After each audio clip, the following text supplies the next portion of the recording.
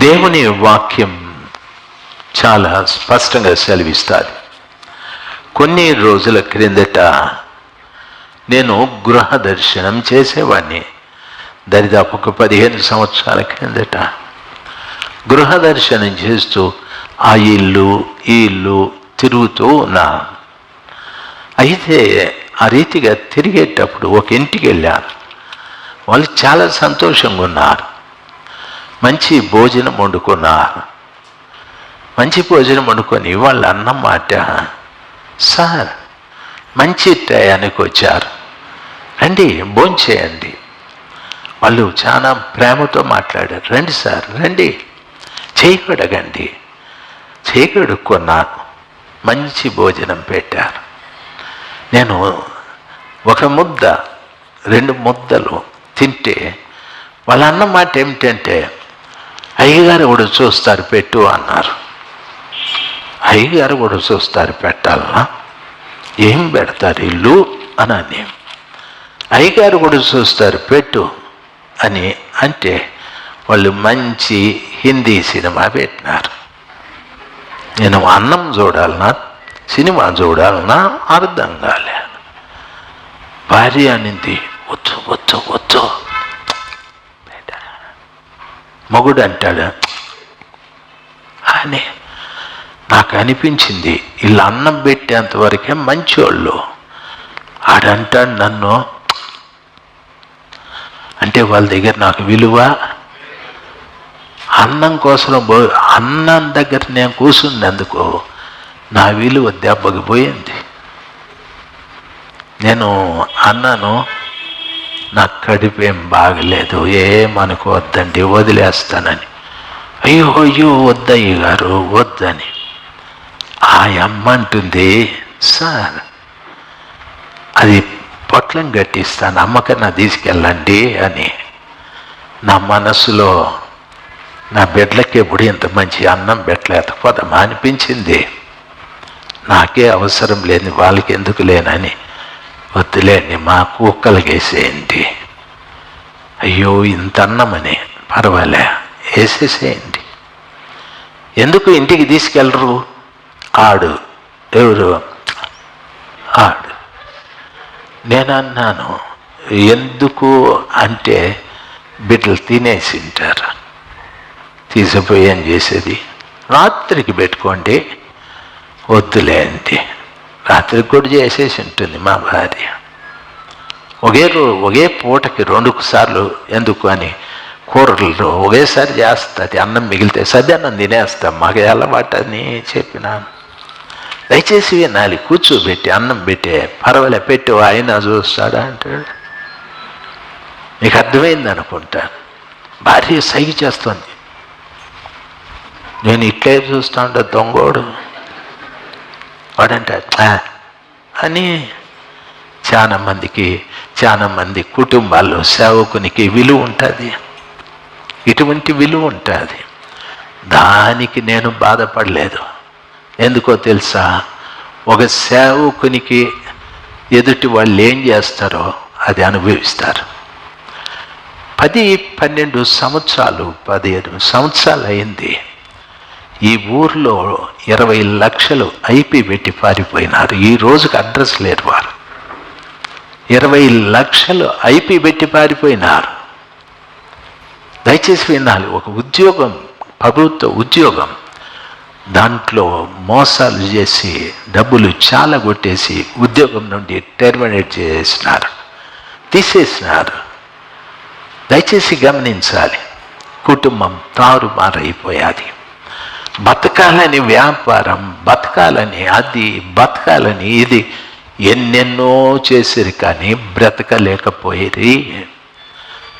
ఆఖరికి ఐపీ పెట్టి పారిపోయారు. ఈ రోజు కూడా వాళ్ళ అడ్రస్ కనిపించలేదంటే నాకు ఎన్నో ఊర్లు తిరుగుతూ ఉంటాను, ఎన్నో ఊర్లు. ఎందుకు చెప్తున్నానో తెలుసా, ఒకడు బ్రతకాలంటే, మంచిగా బ్రతకాలంటే దేవుని దయారసం వాడి మీదికి రావాలి.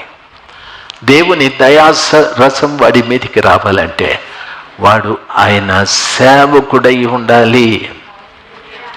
ఆయన వాక్య ప్రకారంగా నడుచుకోవాలి. ఆ సేవ కొంతమంది ఉన్నారు, ఎట్లా ఉంటారంటే ఏదో విజిట్ వస్తారు చూడు, ఇన్స్పెక్షన్కి వస్తారు ఇన్స్పెక్టర్లు, అట్లా చర్చికి ఇన్స్పెక్టర్లు వచ్చినట్టు వస్తారు. ఇట్లా తిప్పద్దులే, నేను మళ్ళీ ఆటికి వస్తాను. టయానికి రారు, భయంతో రారు, భక్తితో రాదు. ఆ మూల చూడు, దయచేసి గమనించాల్సింది. బిడ్డ ఇప్పుడు వచ్చింది బంగారు తల్లి. బిడ్డలు ఏడాదికి ఒకసారి వస్తారు. అది కూడా ఏదైనా జబ్బు వస్తే, బాధ వస్తే, నా కూతురు ప్రార్థన చేయి అంటారు. చాలామంది ఇట్లా చేస్తారు. ఇట్లా చేస్తే దేవుని దయ ఎట్లా వస్తుంది? దేవుని వాక్యం సెలవిస్తుంది, నేను నీ సేవకుడు. సేవకుడు ఎప్పుడు టయానికి వచ్చి కూర్చుంటాడు. నాకు క్యాంప్ ఉంది, నాకు కలరా ఉంది అనకూడదే. ఆదివారం అంటూనే అది దేవుని ఆరాధించే దినం, అది దేవుణ్ణి ఆరాధించే. హల్లెలూయా. చాలామంది చెప్తారు, సార్ ఇంటికాడ నీళ్ళు రాలేదు, ఆ నీళ్లు పట్టుకుంటా ఉంటే ఇంత టైం అయింది అని భోజనానికి వచ్చేస్తారు కరెక్ట్గా. ఇంటికాడ నీళ్లు పట్టుకొని చర్చిలోకి అన్నం తినేకి వచ్చి ఇంటికాడ పోయి నీళ్ళు తాగేసుకుంటారు. దయచేసి ఈ దరిద్రము కూడా ఉంది. వీళ్ళందరూ ఆయన సేవకులు ఎట్లయితారు? ఆయన దయ ఎట్లా వస్తుంది చెప్పండి? దయచేసి దేవుని పిల్లలుగా ప్రభు సన్నిధానంలోకి సరైన సమయానికి రావాలి. నార్మాకులు తాండా వాళ్ళు చేయిపైకెత్తండి, సిటిఎం వాళ్ళు చేయిపైకెత్తండి, స్టేషన్కి ఆ పక్క ఈ పక్క ఉండేవాళ్ళు. వీళ్ళు అందరికంటే ముందు వస్తారు. వీళ్ళకి ఏమి అన్యాయం? మనుషులు ఆటోలు పట్టుకొని అది పట్టుకొని సస్తిమా బతికితేమా అని కొండలేంటి గుట్లేంటి నార్మాకలు తాండు వాళ్ళు పరిగెత్తుకుంటా వచ్చేస్తారు. ఆ సిటిఎం వాళ్ళు పరిగెత్తుకొని వస్తారు. చాలా దూరం అది. మదనపల్లి రారు, ఎందుకంటే గుడి మా ఊర్లోనే కదా ఉండేదే, పాస్టర్ మావోడే కదా. దయచేసి వినాలి, రారు. చాలామంది గాంధీపురం వాళ్ళు రారు, కుమారపురం వాళ్ళు రారు. దేవుని మందిరానికి ఆదివారం అంటూనే ఇది ఈరోజు దేవుని దినము కాబట్టి అందరికంటే ముందు నేను వెళ్ళిపోవాలనే ఆలోచన ఉండాలి. హల్లెలూయా. అందరికంటే ముందు ఇక్కడికి వచ్చి పాటలు పాడేటప్పుడు తాళములు టుంగ్ టుంగ్ టుంగ్ అని ఒకరు, కుయ్యా కుయ్యా కుయ్యా అని ఒకరు, అప్పుడు వైర్లు పెరికేలు ఒకరు, జాయింట్లు వేసేవాళ్ళు ఒకరు, రే దాన్ని ఆన్ చేయరా అనేవాడు ఒకడు, రే దీన్ని ఆఫ్ చేయరా అనేవాడు ఒకడు. ఎంత దరిద్రంగా ఉంటుందో తెలుసా? వీరు ఇటువంటి లక్షణములు కలిగిన వారు ఆయన సేవకులు కాదు. ఆయన సేవకులు కాదు. దేవుని భయం ఉండాలా. ఆదివారాన నేను దేవుని కలుసుకోవటానికి వెళ్ళాలి, నేను ఆయన సేవకుడు, ఆయన చెప్పిన మాట ప్రకారంగా జీవిస్తే ఆ కుటుంబం మీదికి దేవుని దయ వస్తుంది. ఆ కుటుంబం మీదికి దేవుని దయ వస్తుంది. దేవుని దయ లేకుండా జీవిస్తే నిజంగానే మన జీవితంలో చాలా నష్టాలు. మీరు నష్టపోండి, మీ కడుపున పుట్టిన వాళ్ళు కూడా చెడిపోతారు. దయచేసి మీ కడుపున పుట్టిన వాళ్ళు చెడిపోతారు. ఒకసారి మామిడి చెట్టు ఎక్కడో నాటాం, ఇంకొక చెట్టు దొరికింది, దాన్ని కూడా నాటిన తర్వాత పండ్లు వచ్చినాయి. పండ్లు వస్తే రెండు పులుపు చెట్లే.